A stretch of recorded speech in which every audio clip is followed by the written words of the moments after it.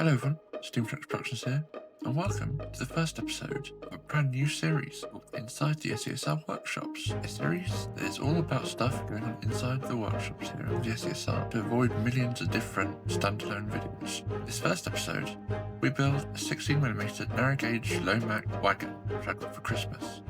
This kit is not being built straight out of the box. They're going to get upgrades such as metal wheels and sprung buffers. With that out of the way, let's get into it. Gluing everything together was relatively easy. It's essentially just a flatbed with a dip in the middle. This wagon will be holding a locomotive boiler. Assembly begins with the bottom flooring being glued to the side frames.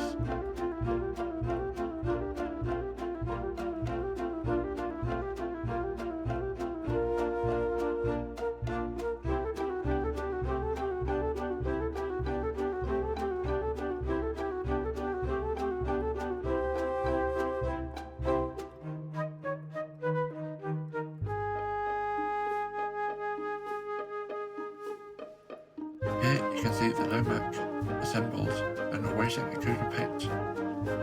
I took it into the paint shop and gave the side detailings a black coat of paint, along with the buffer beams.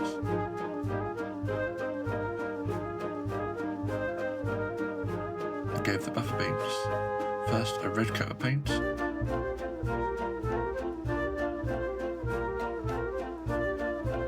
but when that didn't work, I decided to colour it black instead. While the paint was drying, I started work on the wooden slats. So I measured it out, and apparently you need 6 little wooden slats to make up the entire width of that. As you can see here, I've got six slats here, and then another 6 for the upper bits here, which is 12 in total.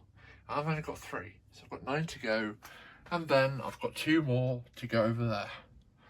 So, it's going to be a long night.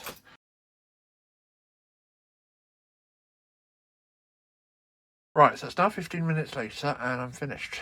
So these are to go up here, on these upper bits here. These little medium bits are to go in between, as walls, I guess you could say. And then these main ones are to go in the middle there. Now, I would put them on now, but as you can see, it's still tacky. After the tacky primer had dried, I prepped the slats for assembly.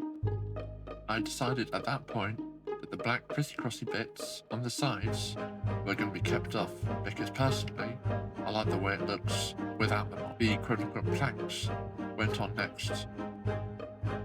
They went on relatively easy, and I decided not to have planks on the upper bits of the Lowmac, seeing as most Lowmacs and low loaders did not have this, as you can see here.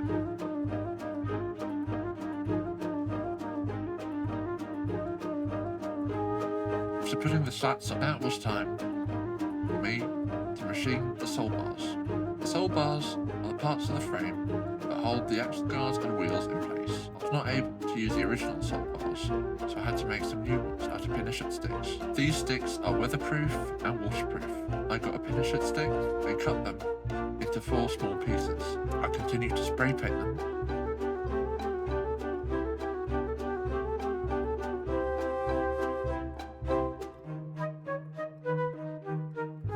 I bought some wheels and axle guards from Brand Bright. When they arrived, I primed and painted the axle guards.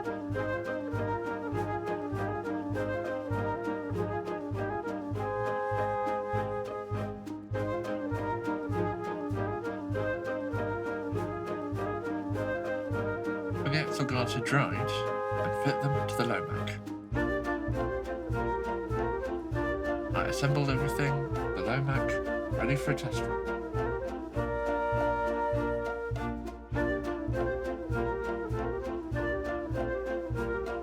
Unfortunately, as you can see here, the rails are extremely icy today. It was so icy in fact that Sophie, the diesel shunter, responsible for carrying out these tests, didn't get started. She just ran on the spot. So we didn't get that far, but it stayed on the tracks. So in my books, it's passed, and it is now awaiting 3D printed bolsters and its load being an Aircraft Edrig boiler. Stay tuned for the next Inside the S.E.S.R workshop video, where we build a tanker wagon.